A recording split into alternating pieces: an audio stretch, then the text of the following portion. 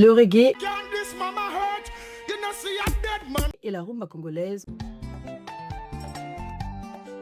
ont tout en commun, sauf une seule chose qui fera toute la différence. Le reggae et la rumba congolaise ont la même origine, l'Afrique.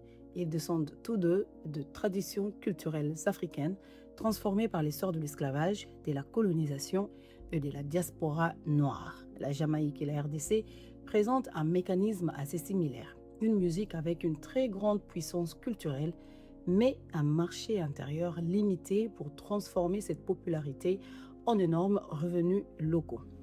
La Jamaïque compte environ 3 millions d'habitants et la RDC près de 100 millions d'habitants, mais le pouvoir d'achat local reste limité dans les deux cas.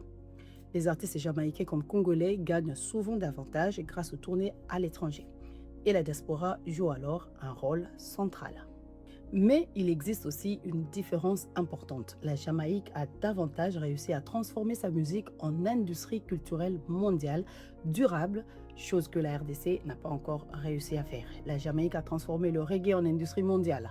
Bob Marley devient plus qu'un artiste, il devient une image mondiale, une marque culturelle, un symbole politique et culturel, un produit touristique qui attire les touristes vers la Jamaïque, une référence universelle avec des festivals de reggae, les merchandising, la vente de produits dérivés représentant le reggae, ses dreadlocks, les couleurs jaune, rouge et vert, des musées, des films et des documentaires. Mais les artistes congolais n'ont pas réussi à industrialiser la rumba mondialement. Il n'y a pas eu un grand relais international comme Londres pour la Jamaïque. La RDC est une ancienne colonie belge, sa diaspora est importante à Bruxelles et à Paris, mais la rumba congolaise n'entre pas directement à Bruxelles.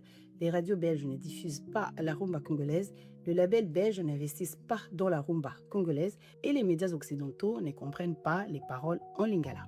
Le marché francophone est plus petit, l'industrie musicale française est plus centralisée et la musique africaine y a longtemps été considérée comme une musique ethnique ou de world music.